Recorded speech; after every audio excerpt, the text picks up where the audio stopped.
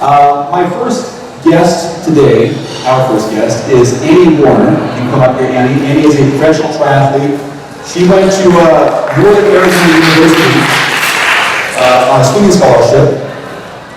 Her first triathlon was the Coeur d'Alene Scenic. She was first out of the water, no surprise. Do you remember that? Okay. She's here to talk about swimming. Surprise! She's also a coach of swimming. So, and you have a pool at your house, which I think is fascinating. What are some of the common questions you get from first-time swimmers out there that maybe our members can benefit from? I think people ask just how are they going to feel comfortable in the water, how they're going to know how to go straight, if it's going to be cold. So a good way to answer most of these is get out there and try it before the race. I think that people put it off because they're scared to get in the water, but it's better to know what you're getting into than to jump in blind, I think. So if you can't get in until the day of the race, I would show up a little early, check it out, see where the buoys are, and check if there's a buoy over here, see what's behind it, like a house or a bunch of trees, so you know to look for those, because that'll be easier to see than the buoy in the water if the sun's there or the caps are the same color. You can check how deep the water is if you're going to run in and then trip and fall because there's rocks or it got deep suddenly, so kind of know how many steps it's going to take to get out there. Swim in and see how soon you should stand up. You can stand up and then you can walk for 50 feet and it'll take you forever. Swimming's probably faster even if you're a slow swimmer.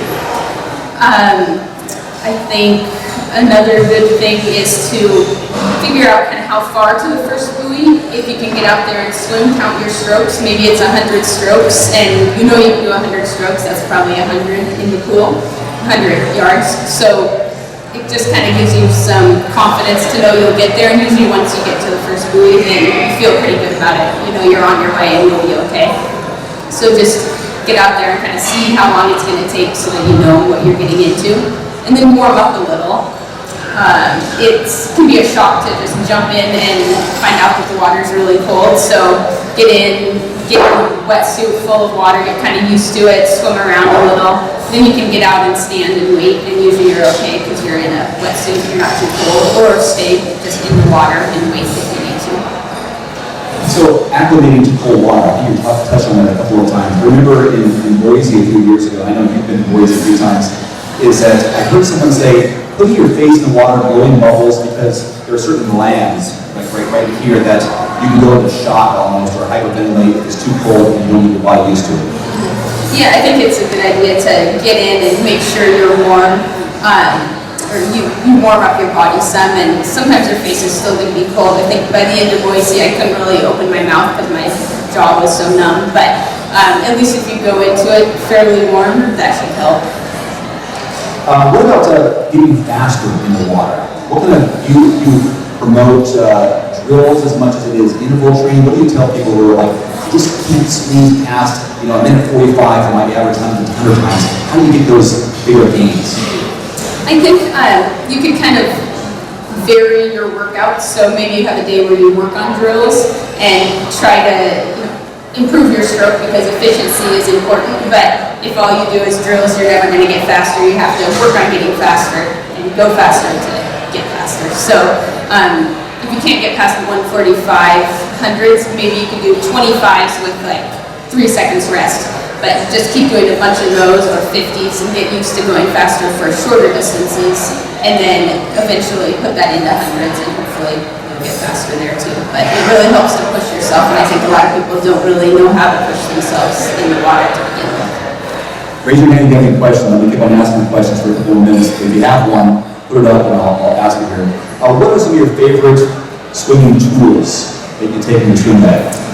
I really like the Star paddles. They're just a simple white paddle, but I find that they really make you dig in deep and pull through with a high elbow. Some of them, the different ones will make you reach really far or twist your arms around, but these ones I think are just really good ones. They just have one strap, and so if you don't get your hand in correctly, then they spin all over the place, so it really gives you good feedback.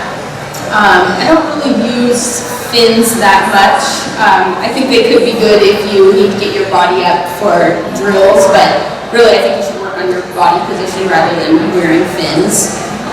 Occasionally I'll use a pull buoy between my ankles and just make sure I'm not fishtailing. It's a good feedback to show where your legs are going and if you're rolling or not. I think if you put it between your thighs, then you're kind of using it as a crutch to have good body position. So it's better to not use it at all probably than just wear it all the time. Or just use it occasionally to work on breathing and your arm strokes. Now, many of us have signed up for Ironman 70.3 Coeur d'Alene. Our first year we're having that, and then also the full. So, any advice for swimming in Lake Coeur d'Alene in anticipation of that race? Good luck. Hopefully it's a warm year.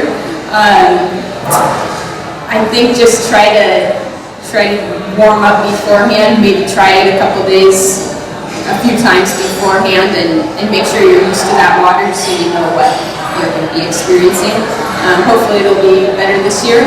You never know, it seems like sometimes it changes the day before and then it's nice. So try not to worry about it too much because everyone's in the same boat, but be prepared if you can by getting out there.